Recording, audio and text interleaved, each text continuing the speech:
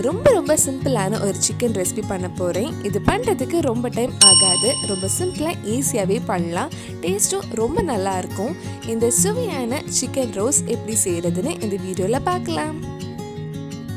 First chicken marinate பண்ணலாம். நான் இன்னைக்கு 1/2 கிலோ சிக்கன் எடுத்திருக்கேன். இதில் 1/4 டீஸ்பூன் மஞ்சள் பொடி, 1 டீஸ்பூன் மிளகாய் பொடி, நல்ல கலர் கிடைக்கிறதுக்காக 1 டீஸ்பூன் காஷ்மீரி மிளகாய் பொடி, 1/2 டீஸ்பூன் நல்ல மிளகு பொடி, 1 டீஸ்பூன் இஞ்சி பூண்டு பேஸ்ட், தேவையான அளவு உப்பு, சின்னதாக கட் பண்ண கொஞ்சம் கருவேப்பிலை, சின்னதாக கட் பண்ண 2 பச்சை மிளகாய், சின்னதாக கட் பண்ண ஒரு பெரிய வெங்காயம் சேர்த்து ஒரு வாட்டி நல்லா மிக்ஸ் பண்ணிக்கலாம்.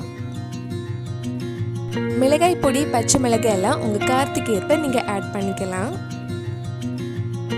இதெல்லாம் சேர்த்து ஒரு வாட்டி நல்லா மிக்ஸ் பண்ணதுக்கு அப்புறம் ஒரு 30 நிமிஷம் அப்படியே ஊற வச்சிருங்க. நல்லா ஊறினதுக்கு அப்புறம் இது ரோஸ்ட் பண்ணுறதுக்காக ஒரு கடாயில் கொஞ்சமாக எண்ணெய் ஆட் பண்ணுறேன். நல்ல டேஸ்ட் கிடைக்கிறதுக்காக நான் தேங்காய் எண்ணெய் தான் யூஸ் பண்ணியிருக்கேன். எண்ணெய் கொஞ்சம் சூடானதும் நம்ம மேரினேட் பண்ண சிக்கன் இதில் போட்டு ஒரு 2 நிமிஷம் வதக்கலாம்.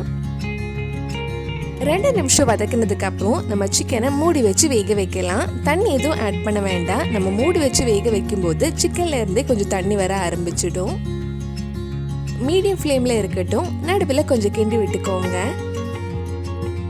நம்ம சேனல்ல இதுக்கு முன்னாடி நிறைய நான்வெஜ் ரெசிபி, சிக்கன் ரெசிபிஸ் எல்லாம் பண்ணியிருக்கேன். நீங்க இன்னும் அந்த வீடியோஸ் எல்லாம் பார்க்கலைன்னா அதோட லிங்க் டிஸ்கிரிப்ஷன்ல இருக்கு. மறக்காம அந்த ரெசிபிஸும் போய் பாருங்க. சிக்கன் நல்லா வெந்திருக்கு. இனி மூடி வைக்க வேண்டாம். ஒரு 5 நிமிஷம் லோ ஃப்ளேமில் இருக்கட்டும்.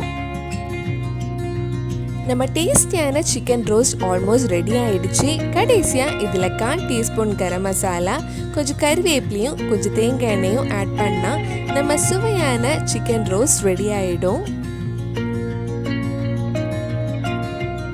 அவ்வளவுதான், ரொம்ப சுவையான சிக்கன் ரோஸ்ட் ரெடி ஆயிடுச்சு. இது பண்ணுறதுக்கு ரொம்ப டைம் ஆகாது, சீக்கிரமே பண்ணிடலாம்.